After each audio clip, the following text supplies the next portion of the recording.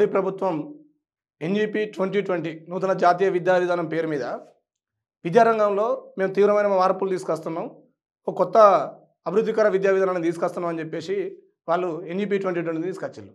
NEP 2020లో ఏమున్నది అనేటువంటి విషయాన్ని మనం ఒకసారి అందరం గమనిస్తే ఎన్ఈపీ 2020 అనేది మొత్తం కూడా భారత రాజ్యాంగం స్వేచ్ఛ, సమానత్వం, సౌభ్రాతృత్వం, సామ్యవాదం, లౌకికవాదం, గణతంత్రం అనేటువంటి ఏదైతే కొన్ని విలువలు ఉన్నాయో ఆ విలువలపై దాడి చేస్తూ వాళ్ళు ఈరోజు వాళ్ళ రాజకీయ పార్టీ భావజాలాన్ని, బీజేపీ ఆర్ఎస్ఎస్ భావజాలాన్ని దేశ యువతరం మీద, విద్యార్థుల మీద బలవంతంగా రుద్దేటువంటి ఒక ప్రయత్నంలో భాగంగానే ఈరోజు వాళ్ళు ఎన్ఈపీ 2020 తీసుకొస్తున్నారు.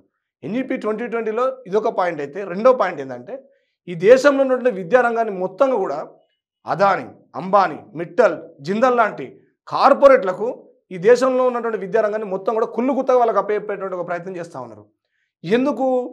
వాళ్ళు ఆ క్రమంలో భాగంగానే కదా ఈరోజు వాళ్ళు మల్టీ డిసిప్లినరీ ఇన్స్టిట్యూషన్ తీసుకొస్తా ఉన్నారు. మల్టీ డిసిప్లినరీ ఇన్స్టిట్యూషన్ అంటే అర్థమైంది, ఒక షాపింగ్ మాల్ లెక్క, ఒక రిలయన్స్ షాపింగ్ మాల్ అయితే ఎట్లయితే ఉంటుందో, అదాని షాపింగ్ మాల్ అయితే ఎట్లుంటుందో ఆ క్రమంలో అలా పోతే అన్ని దొరుకుతాయి అన్నట్టు. ఇక అట్లాంటి ఒక షాపింగ్ మాల్ లెక్క మల్టీ డిసిప్లినరీ ఇన్స్టిట్యూషన్ పెట్టి దానికి ప్రభుత్వమే భూమి ఇచ్చి, ఈ కార్పొరేట్లకు వాళ్ళకి రాయితీలు ఇచ్చి, ఈ మల్టీ డిసిప్లినరీ ఇన్స్టిట్యూషన్ పెట్టి అలా రకరకాల కోర్సులు పెట్టి ఈ కోర్సులలో మీరు చదువుకోవచ్చు, అన్ని కోర్సులు ఇన్నే దొరుకుతాయి. ఇది అంగట్లో సంత లెక్క ఒక విద్యా వ్యవస్థను మార్చి వాళ్ళు ఎవరైతే డబ్బు ఉన్నదో ఆ డబ్బు ఎవరికైతే ఉన్నదో వాళ్ళకు ఆ డబ్బు ఉన్న వాళ్ళు మాత్రం అలా కోర్సులను కొనుక్కొని చదువుకున్నటువంటి ఒక విద్యా వ్యవస్థను వాళ్ళు తయారు చేస్తూ ఉన్నారు. మల్టీ డిసిప్లినరీ ఇన్స్టిట్యూషన్స్ దాంట్లో ఒక మెథడ్ కూడా వాళ్ళు పెడతా ఉన్నారు. ఏం మెథడ్ అది? మల్టిపుల్ ఎంట్రీ, మల్టిపుల్ ఎగ్జిట్ అనే మెథడ్ పెట్టి విదేశీ విద్యార్థులు ఎప్పుడైనా వచ్చి ఇక్కడ కోర్సు కొనుక్కొని చదువుకొని పట్ట పట్టుకొని పోయి మళ్ళీ వాళ్ళ కాడ ఇంకో కోర్సు చదవచ్చు. ఈ ఇన్స్టిట్యూషన్లో ఒక కోర్సు చదివితే ఇంకో ఇన్స్టిట్యూషన్లో ఇంకో కోర్సు చదవచ్చు. ఇట్లా అంగట్ల సరుకుల యొక్క విద్యా విధానాన్ని మార్చి మొత్తం కూడా కార్పొరేట్ల చేతిలో, కార్పొరేట్ల కబంధ హస్తాల్లో విద్యా వ్యవస్థను మొత్తం కూడా వాళ్ళకి అప్పచెప్పేటువంటి ఒక ప్రయత్నం చేస్తూ ఉన్నారు. దాంట్లో భాగంగానే వాళ్ళు ఇంకోటి మనవాద భావజాలను ఎక్కించడంలో భాగంగా వాళ్ళు ఎన్సీఎఫ్ 2023 అని చెప్పేసి వాళ్ళు ఒక పాఠ్య ప్రణాళిక, నూతన పాఠ్య ప్రణాళిక పేరు మీద ఒక పాఠ్య ప్రణాళిక తీసుకొచ్చారు. దాంట్లో వాళ్ళు మొట్టమొదటి దాడి చేసింది ఏంది? డార్విన్ జీవపరిణామ సిద్ధాంతాన్ని తీసేస్తున్నాం, తొలగిస్తున్నాం అంటే అర్థమైంది. 1800 మంది శాస్త్రవేత్తలు ఇవాళ డార్విన్ జీవపరిణామ సిద్ధాంతాన్ని తొలగించడం సహేతుకమైనది కాదు, ఇది శాస్త్రీయమైనది కాదు, మీరు చేస్తున్నది చాలా తప్పు అని చెప్పేసి వాళ్ళు ఏకధాటిగా సంతకాలు పెట్టి ప్రభుత్వానికి ఇచ్చిండ్రు. డార్విన్ జీవపరిణామ సిద్ధాంతం ప్రపంచం అంతా ఆమోదయోగ్యం ఉన్నది. ఈ దేశంలో డార్విన్ జీవపరిణామ సిద్ధాంతం అవసరం లేదట. ఈ దేశంలో ఏం కావాలి? కర్మ సిద్ధాంతం కావాలి, వాళ్ళకు మనవాద భావజాలం ఎక్కియాలి. అందులో భాగంగానే కదా వాళ్ళు ఇవాళ ఐఐటి మండీలో రీబర్త్, పునర్జన్మ, భగవద్గీతను ఒక కోర్సుగా పెడతా ఉన్నారు. అదేవిధంగా బిహెచ్యులో వాళ్ళు జ్యోతిష్యాన్ని ఒక కోర్సుగా పెడతా ఉన్నారు, బ్లాక్ మ్యాజిక్ను కోర్సుగా తీసుకొస్తా ఉన్నారు. ఇవి చదువుకుని ఏం చేయాలి ఈ దేశంలో యువత? నేను అడుగుతున్న ఒక ప్రశ్న, చేతి గీతలు, నుదుటి రాతలు ఏమన్నా ఐఏఎస్లను, సైంటిస్టులను, కలెక్టర్లను మొత్తం కూడా ఈ దేశంలో ఉన్నటువంటి మేధావులు తయారు చేస్తాయా? నువ్వు కలెక్టర్ అవుతావని నీ చేతి గీతను చూసి చెప్తావా? నీ నుదుటి రాతను చూసి నువ్వు సైంటిస్ట్ అని చెప్పగలుగుతావా? ఇదా ఈ దేశం విద్యా విధానం? ఒకవైపు ఎలాన్ మస్క్ లాంటి ఆయనే అత్యంత సాంకేతికంగా మనం ఒక దేశం నుంచి ఇంకో దేశానికి పోవాలంటే కొన్ని నిమిషాలలో పోయేటువంటి ఒక టెక్నాలజీని తయారు చేస్తున్నాం అని చెప్పేసి ఈ ప్రపంచంతో మాట్లాడుకుంటున్న సందర్భంలో భారతదేశం ఈ విద్యా విధానం ద్వారా ఏ ఉత్పత్తులు తయారు చేస్తుంది?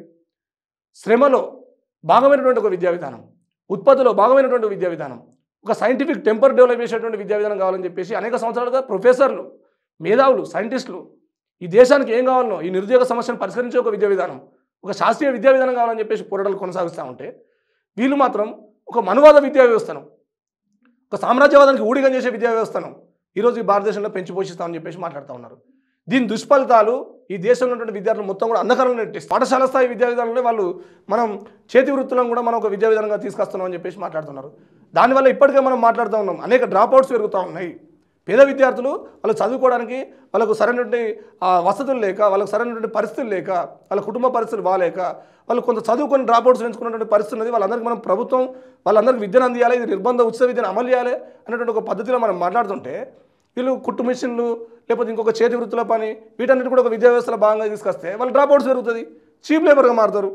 ఇదంతా కూడా కర్మ సిద్ధాంతమేనా? ఇక అంటే మీ జీవితానికి మీరు వీరికే చదువుకు అర్హులు, మీరు హైయర్ ఎడ్యుకేషన్ రావద్దు, ఇట్లాంటి ఒక ప్రయత్నం చేస్తూ ఉన్నారా? ఇట్లాంటివన్నింటినీ కూడా అనేక కుట్రలు ఇందులో దాగి ఉన్నాయి. ఇది కుల అంతరాలను పెంచి పోషించే విద్యా వ్యవస్థ, ఒక శాస్త్రీయ వైఖరి లేదు ఇందులో. ఇట్లాంటి పేద పిల్లలకు మొత్తం కూడా విద్యను దూరం చేసినట్టు ఈ విద్యా వ్యవస్థలో ప్రతి ఒక్కరు ఈరోజు భారతదేశంలో ఉన్నటువంటి ప్రొఫెసర్లు, విద్యార్థి సంఘాల మొట్టమొదటి ఏకైక కర్తవ్యం ఏదైనా ఉందంటే అది ఎన్ఈపీ 2020ని మనం వ్యతిరేకించడమే. అయినప్పటికీ ఏ ప్రజాస్వామిక చర్చ లేకుండా, ఏ ప్రొఫెసర్ చర్చ లేకుండా ఛత్తీస్గఢ్లో మొన్న ధర్మేంద్ర ప్రధాన్ కేంద్ర మంత్రి ఏమన్నాడు? అన్ని రాష్ట్రాల్లో మేము తప్పనిసరిగా ఎన్ఈపీ 2020 అమలు చేస్తామని అంటున్నాడు. మేమేం చెప్తున్నాం? ఎన్ఈపీ 2020 మీద ప్రజాభిప్రాయ సేకరణ విద్యార్థులలో కానీ యూనివర్సిటీలో కానీ ఏమైనా చర్చ జరిగిందా? వాళ్ళు ఏమంటున్నారు? ఆ ప్రొఫెసర్ల యొక్క అభిప్రాయాలు ఏమైనా తీసుకున్నారా? ఇలాంటిది ఏం లేకుండా మీరు కనుక నిర్బంధంగా బలవంతంగా మీ భావజాలాన్ని విద్యార్థి మెదడులో చొప్పించడానికి చేస్తే విద్యార్థి యువతరం ఊరుకోదు. తప్పనిసరిగా ఎన్ఈపీని మేము రద్దు చేసేంత వరకు ఈ దేశ యువతరాన్ని మొత్తం కూడా కదిలిస్తాం, పోరాటం చేస్తామని చెప్పేసి ఈ సందర్భంగా చెప్తాను.